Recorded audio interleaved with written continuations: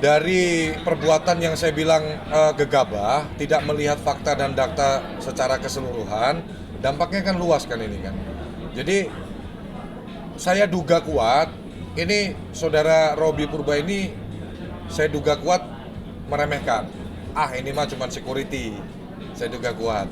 Jadi viralin lah, biar dia dihukum sama mallnya, biar dia dihukum, mungkin dipecat security-nya aja. Tapi kan security itu kan kebanyakan outsource, kebanyakan ada perusahaan atau yayasan yang menaungi kegiatan security ini.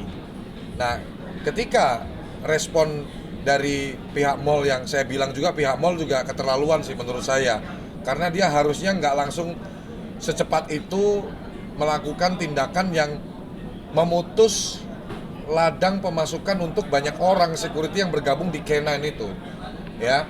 Jadi ya itu tadi, saya sangat menyayangkan kejadian ini, ya. Bahkan ya yang saya dengar Nasarius ini juga sampai hari ini yang saya dengar ya belum melakukan aktivitas pekerjaan, ya. Bahkan saudara Nasarius ini dalam kondisi yang saya dengar juga dari beberapa informasi, istrinya habis melahirkan. Jadi saya pernah di titik saudara Nasarius kehilangan pekerjaan, itu rasanya memang hancur. Jadi ketakutan terbesar laki-laki yang sudah menikah itu ketika kita kehilangan mata pencarian untuk menafkahi keluarga kita. Itu serasa dunia hancur. Jadi saya bisa membayangkan, berempati, bukan hanya simpati ya, berempati, tapi saya memposisikan diri di posisi Nasarius yang sangat terluka, sangat khawatir akan hari esoknya, bersedih bagaimana dia nafkahin keluarga dengan kejadian ini. Gitu teman-teman.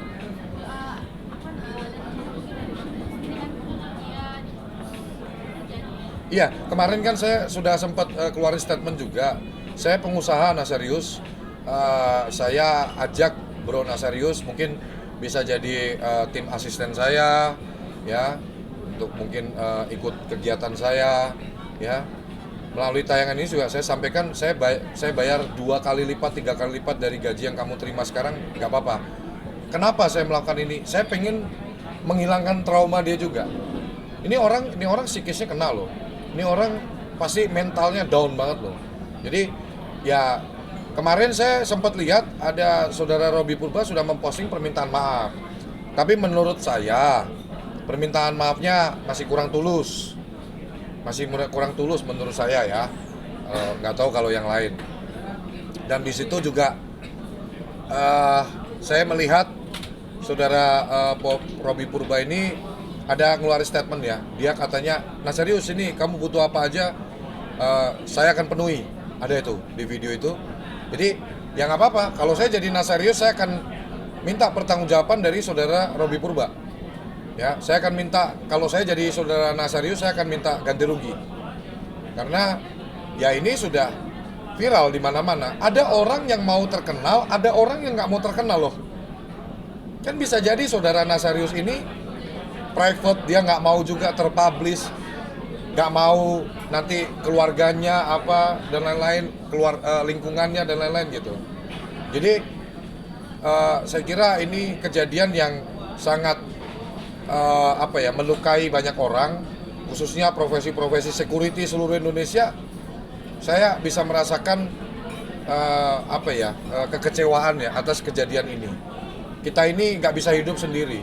Kita hidup berdampingan dengan semua orang, dan security itu salah satu profesi yang sangat penting yang ada di sekitar kita, membantu mengamankan mall, menjaga ketertiban mall, rumah tinggal kita dan lain-lain gitu.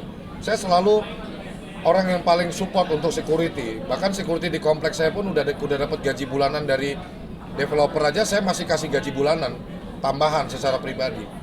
Karena sebegitu pentingnya sosok security itu, profesi itu, dan nggak gampang untuk orang bisa jadi security itu. Ada pelatihan, ada sertifikasi, ya.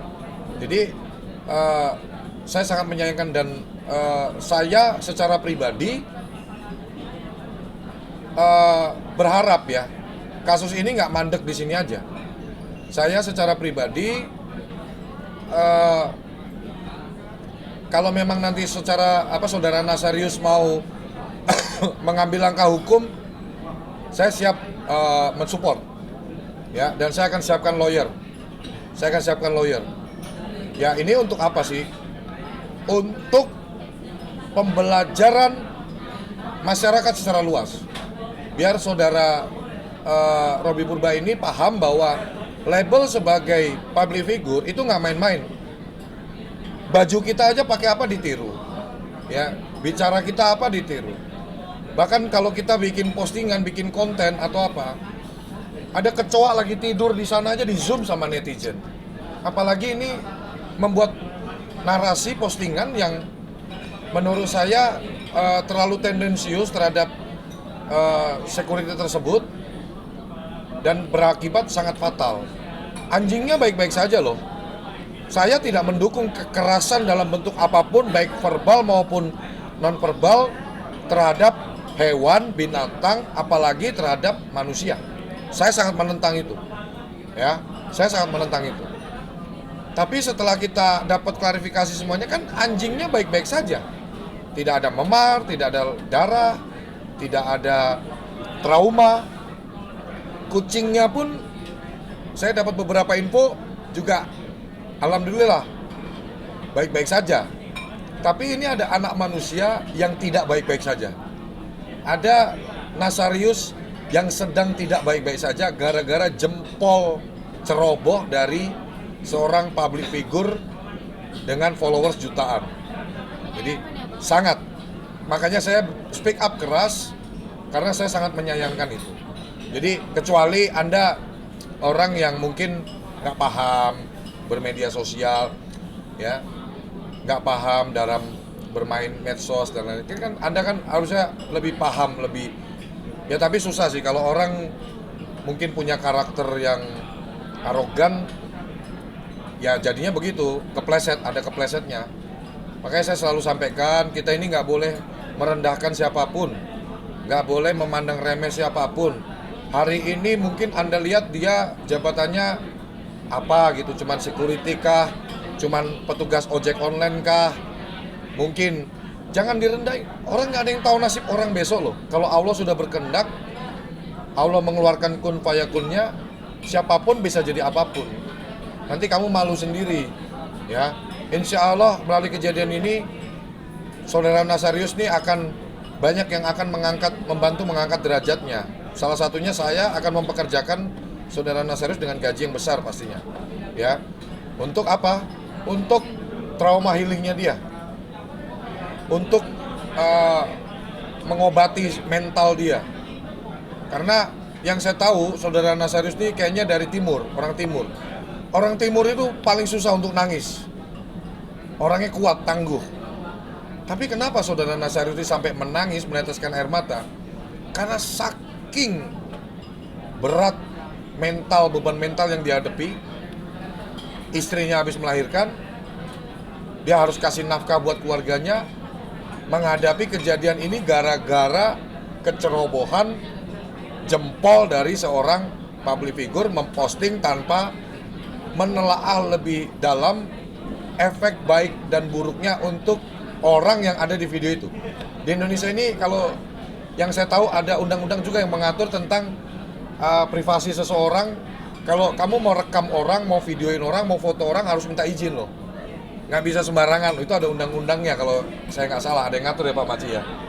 Jadi ayolah, ini era media sosial, saya sepakat ini era keterbukaan, ini era kecepatan, ini era teknologi, tapi harus tetap gunakan adab, tetap harus gunakan attitude yang baik dalam bermedsos supaya kamu nggak kena urusan hukum. Kurang lebih itu yang saya bisa sampaikan. Ya.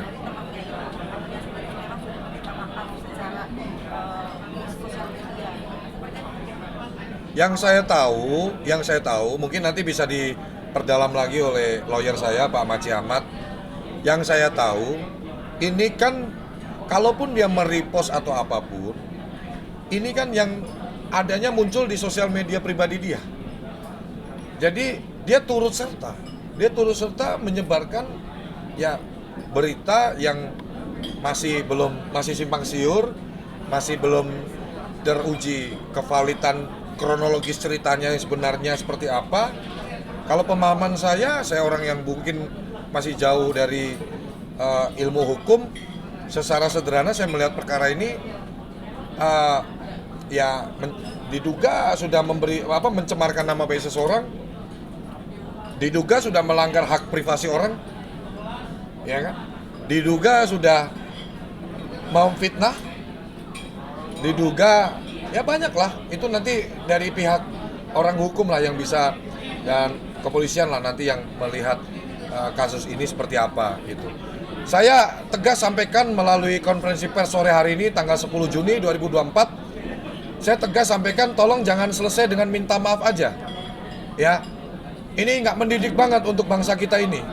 Salah, minta maaf, selesai. Salah, minta maaf, selesai. Kapan negara kita ini maju kalau mental kita selalu cuma disuguhi dengan tayangan yang seperti itu? Berani berbuat, berani bertanggung jawab. Salah, akui kesalahan. Kalau memang harus menerima konsekuensi secara hukum yang berlaku di Republik ini, jalani. Jangan nangis. Jangan nangis di pojokan kamu, ya. Jalani. Nggak boleh lari. Dan jangan berlindung di balik kata maaf. Saya kan sudah minta maaf. Ya tergantung orangnya mau maafin apa enggak.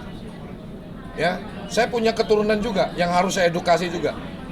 Ya, dari kejadian ini saya sangat berharap, mumpung kasus ini viral, Kepolisian Republik Indonesia juga melihat semuanya.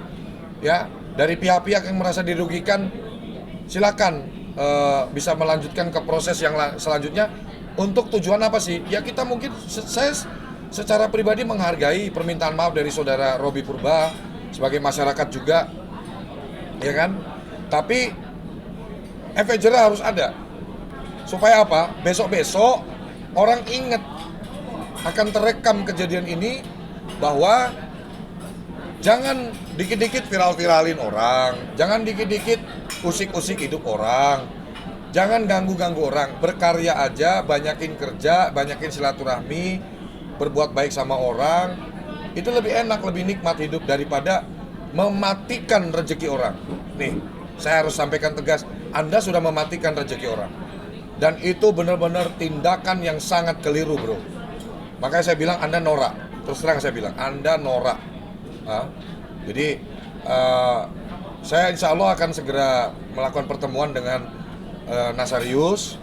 Semoga ada jalannya dan semoga dilancarkan semuanya. Ya, nanti saya coba tanyakan ke saudara Nasarius, dia mau lanjut nggak? Mau lanjutin nggak perkara ini? Karena saudara Nasarius lah yang berhak untuk melaporkan ke pihak kepolisian. Ya, saya sifatnya hanya menjadi sahabatnya saudara Nasarius, gitu. Untuk mendampingi beliau, apa yang beliau butuh support dari saya, nanti akan saya support. Pengacara pun juga saya akan siapkan, Pak Maci Ahmad ini. Gak usah pikirin biaya jasanya Pak Maci, itu tanggung jawab saya, urusan saya itu nanti yang memberikan jasa lawyer untuk mendampingi saudara Nasarius, itu tanggung jawab John LBM. Jadi pesan saya buat masyarakat semuanya, tolong gunakan media sosial dengan sangat bijaksana, dengan sangat hati-hati, ya. Pergunakan untuk produktif, untuk berkarya, untuk kerja, untuk dagang, silakan. Jangan buat untuk gibah, jangan buat untuk menjatuhkan orang. Jangan buat untuk nge-review produk orang, terus kamu lapor-laporin, viral-viralin, akhirnya usaha orang bangkrut, ya. Kayak ada tuh kan oknum dokter klinik kecantikan itu kan sukanya begitu itu, ya. Usaha-usaha orang di review-review seolah-olah hanya dia aja yang boleh jualan skincare. Emang ini negara punyamu? Ya, semua orang boleh jualan, semua orang boleh dagang di negara ini, bukan hanya kamu aja. Jadi masyarakat kalau ada yang merasa diintimidasi, diserang oleh oknum siapapun lah yang mencoba menjatuh-jatuhkan bisnis Anda atau apa, coba DM saya, yuk kita speak up bareng-bareng. Karena ini eranya era kolaborasi, ini eranya era bersinergi. Kita ini harus saling dukung sesama anak bangsa. Kita ini harus saling rangkul, bukan saling menjatuhkan.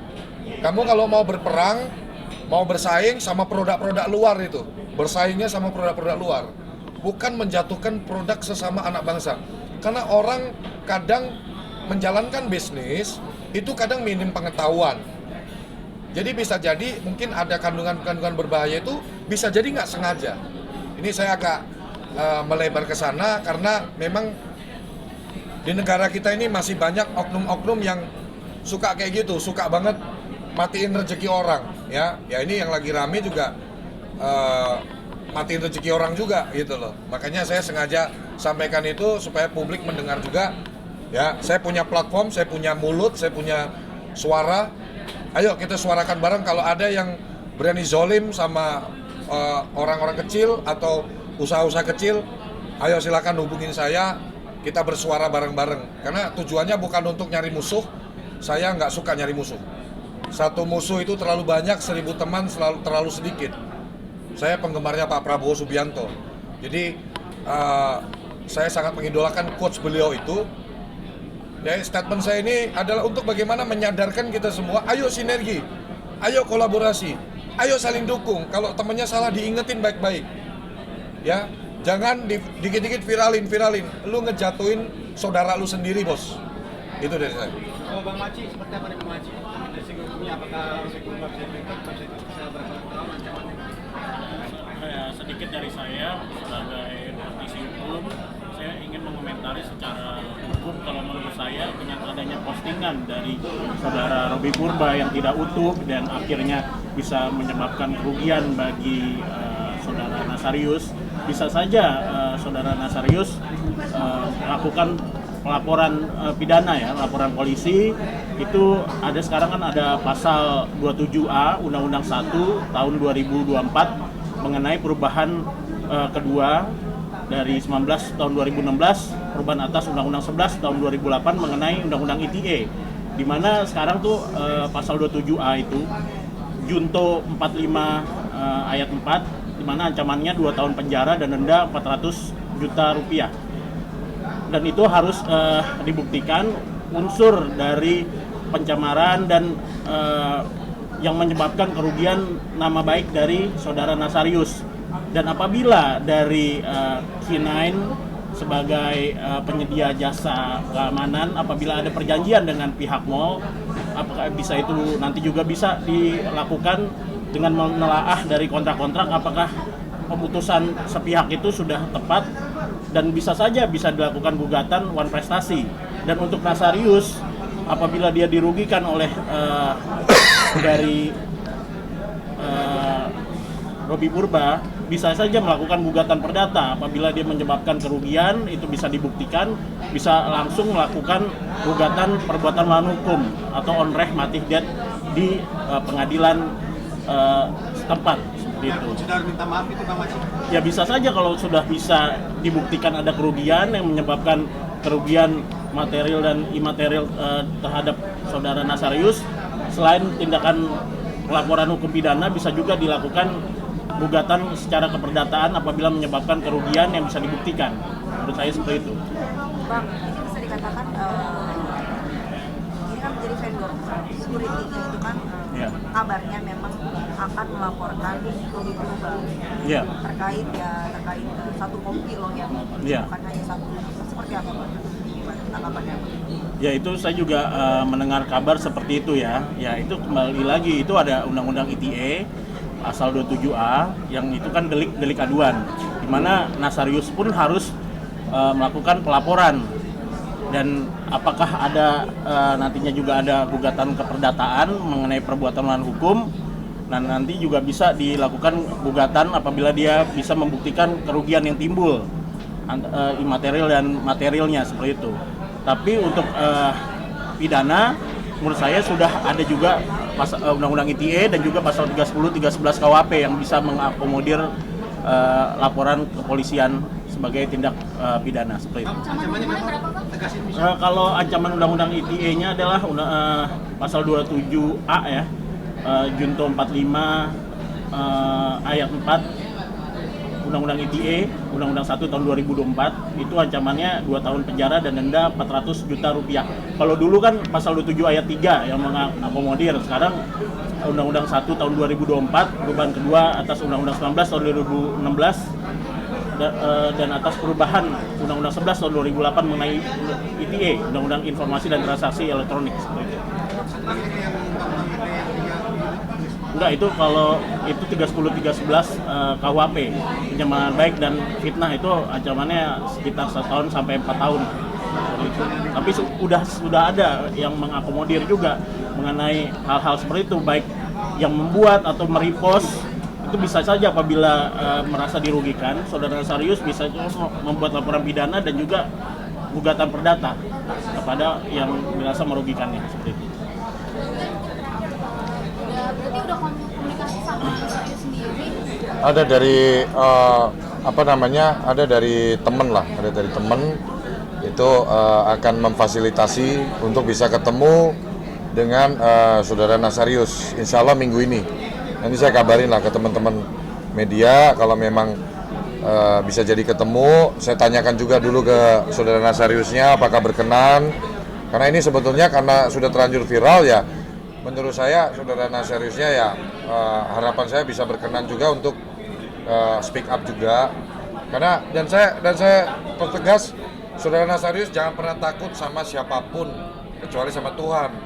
Ya, kamu di pihak yang menurut saya dirugikan. Ya, jadi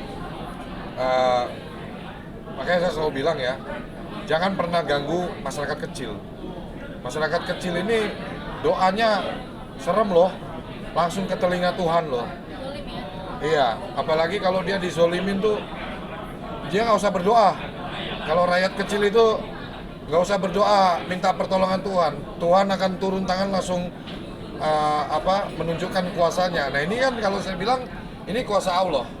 Ya, kalau dia bilang qadarullahnya, Robi Purba sempat sampaikan seperti itu. Ini juga kejadian yang memang atas izin Allah. Akhirnya berbalik. Dia niatnya mungkin kepingin menyerang, diduga pengen menyerang si security ini, malah ternyata salah pilih lawan. Malah diserang balik. Sekarang banyak yang membela karena ya masyarakat kecil itu banyak yang bela, nggak usah diminta, dia nggak usah minta tolong, pasti kalau ada yang kayak begitu pasti akan kompak, akan menolong, turun tangan gitu ya. Jadi semoga kejadian ini jangan ada terulang lagi ya. Tolong kalau mau memposting sesuatu ditelaah beberapa kali, ditimbang-timbang dulu manfaat positif dan negatifnya, apalagi khususnya buat konten-konten kreator, influencer, public figure. Kita punya beban moral untuk memberikan edukasi yang baik dan mencerdaskan anak bangsa. Jadi kalau kita udah punya label public figure, influencer, menginfluence orang, bijaknya adalah ya kita postingan-postingan kita jangan yang membuat masyarakat tidak terdidik. Menurut saya itu ya, kembali lagi saya sih berharap ada titik terang yang baik, tapi saya sangat berharap, jadi kalau tadi saya berharap ada titik terang yang baik, tapi saya sangat berharap proses ini nggak berhenti di sini. Sangat berharap. Terima kasih sudah minta maaf saudara Robi Purba, tapi jangan berhenti di sini. Harus ada efek jerah. Kalau yang saya tahu, yang namanya kerjasama vendor seperti itu, kalau perjanjian kerjasama antara mall dengan pihak vendor penyedia jasa security itu diputus, sudah pasti seluruh anggota K9 itu ya tidak lagi bekerja di situ. Artinya ya ownernya pusing, harus cariin mereka tempat baru untuk bertugas, kan seperti itu. Makanya inilah kebodohan yang hakiki menurut saya, nggak pikir panjang ya. Dampaknya ini nggak cuman satu perut aja yang kehilangan mata pencarian, bisa banyak orang gara-gara cuman seperti itu. Dan saya juga berharap ya pihak mall yaitu Plaza Indonesia bisa menganulir atau merevisi kebijakan yang sudah diambil dan dikeluarkan statement tegas di sosial medianya untuk memutus kontrak dengan pihak K9.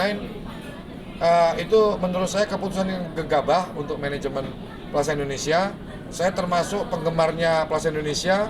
Hampir setiap minggu saya belanja di Plaza Indonesia. Belanja puluhan juta sampai ratusan juta, saya bisa lampirkan bon-bonnya. Ya minimal saya ikut menyumbang mall tersebut ada pemasukan dari saya. Kalau memang ini faktanya nanti saya dengar bahwa tetap diputus kontraknya, ya mohon maaf kalau saya nggak datang lagi ke Plaza Indonesia. Saya loh ya, saya nggak ngajak orang lain. Saya pribadi, saya nggak akan ke Plaza Indonesia lagi karena ya buat apa? Anda manajemennya pihak mall boleh ditanya, security di sana paling seneng kalau saya datang, boleh ditanya. Jadi Anda boleh investigasi langsung. Kalau saya datang ke sana itu ya happy mereka karena kita berjabat tangan, saling menyapa, semua security di sana. Bahkan saya di dalam mall pun, Bang John, gitu. Boleh ditanya. Jadi hal tersebut masih ada waktu untuk manajemen Plaza Indonesia untuk merevisi kebijakan yang sudah diambil. Karena menurut hemat saya, pihak security yang saat ini bertugas di Plaza Indonesia itu adalah security terbaik. Punya standar greeting yang baik, punya standar grooming yang baik, kebersihan, kerapihan. Bahkan ketika saya berdekatan dengan mereka, badannya wangi-wangi, bersih-bersih. Jadi sayang kalau gara-gara postingan satu orang yang bernama Robi Purba ini berdampak pada Anda memutuskan periuk nasi masyarakat kecil dari pihak manajemen Plaza Indonesia, supaya bismillah ya, dengan nanti kebijakan Anda terus melanjutkan kerjasama dengan pihak K9 tidak jadi dibatalkan, saya yakin mall ini akan makin rame karena akan banyak respect dari masyarakat untuk ramenya bukan orang jalan-jalan doang. Saya yakin nanti banyak yang belanja di Plaza Indonesia karena mengapresiasi sikap bijaksana dari pihak manajemen Plaza Indonesia. Bang, terakhir Bang, berarti Bang John L. Webb siap pasang badan untuk narius gitu ya? Hah? Siap pasang badan untuk narius? Kan saya udah keluarin statement bro. John L. Webb tuh kalau udah ngucap anti ditarik lagi. Kalau saya sudah bilang John L. Webb stand with Nazarius.